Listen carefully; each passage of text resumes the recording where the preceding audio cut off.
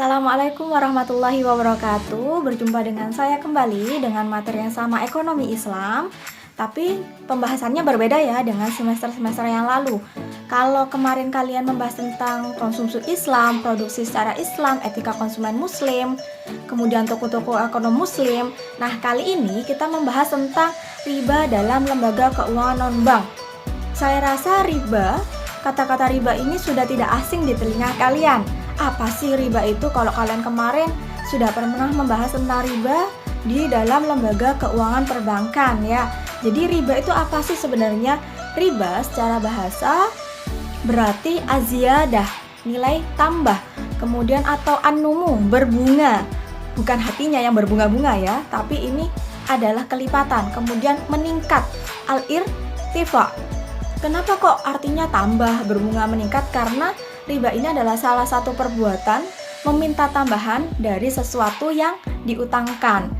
Secara istilah apa ya riba ini? Jadi secara istilah ini adalah penambahan-penambahan yang disyaratkan oleh orang yang memiliki harta kepada orang yang meminjam hartanya atau yang diutangi atau yang utangnya karena pengunduran janji pembayaran oleh peminjam dari waktu yang telah ditentukan.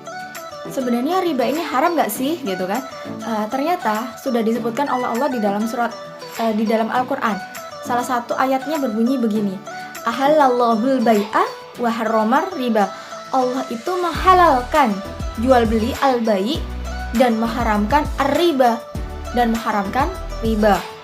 Dan disebutkan di beberapa surat, yakni yang pertama di surat Al-Baqarah ayat 275, di surat Ali Imran ayat 130, di surat An-Nisa ayat 161, dan surat Ar-Rum ayat 39. Nanti silakan dibaca dan dipahami sendiri ya di dalam Al-Quran tersebut. Nah, di sini kemudian ada jenis-jenis riba. Ada berapa sih jenis-jenis riba itu? Sebenarnya riba itu terbagi menjadi dua bagian. Yang pertama, riba hutang piutang, dan yang kedua adalah riba dalam jual beli. Nah, riba dalam jual beli ini terbagi menjadi dua. Ada riba fadl dan riba nasi'ah. Bedanya apa nih riba fadl dan riba nasi'ah? Riba fadl ini contohnya adalah pertukaran antara barang sejenis dengan kadar atau takaran yang berbeda. Sedangkan barang yang dipertukarkan termasuk dalam jenis barang ribawi. Misalnya nih, kurma basah dengan kurma kering. Ditukarkan kurma basahnya 1 kilo dengan kurma keringnya 1 kilo. Ini barangnya sejenis tapi kadar dan takarannya berbeda. Jelas lebih berat kurma basah daripada kurma kering walaupun sama-sama takarannya adalah 1 kilo. Kemudian riba jual beli yang kedua adalah riba nasi'ah. Riba nasi'ah adalah penangguhan penyerahan atau penerimaan jenis barang ribawi lainnya. Riba ini muncul karena adanya perbedaan, kemudian perubahan atau tambahan antara yang diserahkan saat ini dan yang diserahkan kemudian. Kemudian ada lagi riba dalam utang piutang. Riba dalam utang piutang ini ada dua juga, yaitu riba qard dan riba jahiliyah. Bedanya apa? Kalau riba qard ini adalah suatu tambahan atau tingkat kelebihan tertentu yang disyaratkan terhadap yang berutang. Misal nih, kalau misalnya kamu hutang uang sebesar 1 juta, kemudian kamu melunasinya nanti 1 bulan kemudian, maka kamu wajib melunasi sebesar 1.500.000. Nah, ini yang namanya riba qard. Adanya tambahan kalau pinjam uang lo ya, beda kalau misalnya kalian jual beli barang gitu kan, kemudian dengan sistem kredit dengan akadnya murabahah, itu beda lagi ya, kan nanti ada margin, itu pun diketahui oleh si pembeli, keuntungan yang diambil oleh si pihak bank atau si penjual gitu kan. Kemudian riba jahiliyah. Apa riba jahiliyah? Itu adalah utang dibayar lebih dari pokoknya karena si peminjam tidak mampu membayar utangnya pada waktu yang ditetapkan. Misalnya begini, ada seorang si A pinjam kepada si B sebesar 1 juta. Dia berjanji akan mengembalikan uang yang dipinjamnya itu tanggal 15 bulan depan gitu ya. Ternyata sampai tanggal 20 itu belum dikembalikan. Nah, sama si yang pemberi pinjaman tuh gini, kalau kamu ketika membalikan karena sudah telat sekian hari, maka ada tambahan atas pinjaman tersebut. Nah, itu termasuk dari kategori riba jenis riba jahiliyah. Nah, apa sih prinsip riba? Prinsip-prinsip riba itu ada 4. Yang pertama, jual beli antara barang ribawi sejenis hendaklah dalam jumlah dan kadar yang sama. Misalnya kamu mau tukar nih kurma basah 1 kilo, harusnya dengan kurma basah juga dengan 1 kilo kadar dan jumlah kadarnya sama. Kemudian yang kedua adalah jual beli antar barang-barang ribawi yang berlainan jenis itu diperbolehkan dengan jumlah dan kadar berbeda dengan syarat barang diserahkan pada saat akad jual beli. Contohnya apa?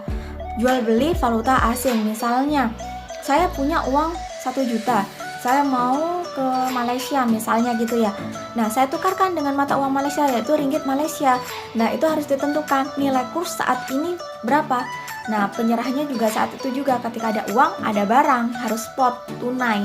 Saat itu juga dengan nilai kurs saat ini. Kemudian yang ketiga, jual beli barang ribawi dengan yang bukan ribawi tidak disyaratkan untuk sama dalam jumlah maupun untuk diserahkan pada saat akad. Misalnya nih, kamu pengen beli handphone gitu ya, secara beli handphone. Nah, itu kan berbeda nih jenisnya, uang dengan barang ya. Itu sudah termasuk jual beli ya, antara barang ribawi dengan bukan ribawi. Tapi kadar kualitasnya sama, harganya ketika dinominalkan itu sama. Kemudian yang keempat adalah jual beli antar barang-barang yang bukan ribawi diperbolehkan tanpa persamaan dan diserahkan pada waktu akad. Misal pakaian dengan barang elektronik secara online atau sebagainya, itu kan harus tertera jelas syarat-syarat dan rukunnya. Kemudian harganya juga jelas. Kemudian apa sih alasan seseorang itu melakukan riba ini? Ya, ini ada 7 alasan seseorang, ada 7. Saya misalkan di sini ada 7 ya. Yang pertama, teori abstinence. Apa sih teori abstinence itu? Yaitu seseorang itu menganggap bunga adalah sejumlah uang yang diberikan kepada seseorang. Karena pembeli pinjaman menahan diri, abstinence itu artinya menahan diri dari keinginannya untuk memanfaatkan uangnya sendiri semata-mata untuk memenuhi keinginannya. Kemudian ada yang beranggap bahwa bunga imbalan dari sewa.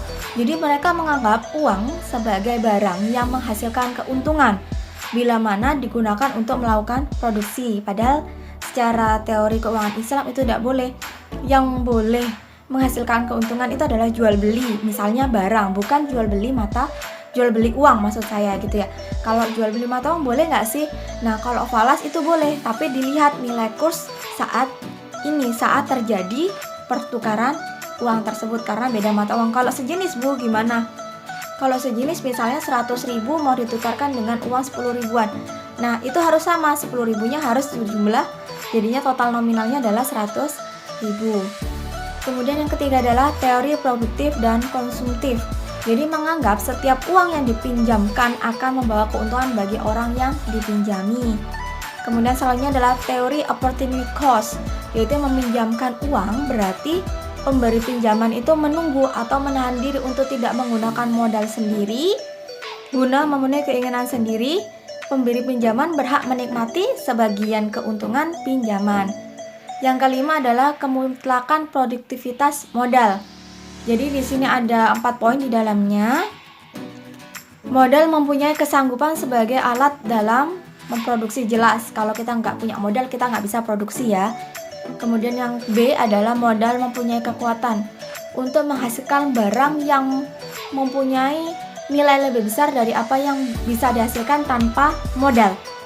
Yang C adalah modal dapat menghasilkan benda yang berharga daripada yang dihasilkan tanpa modal. Keempat adalah modal sanggup menghasilkan yang lebih besar dari nilai modal itu sendiri. Nah, alasan melakukan riba yang keenam yaitu beberapa orang beranggapan bahwa teori uang pada masa mendatang itu lebih rendah.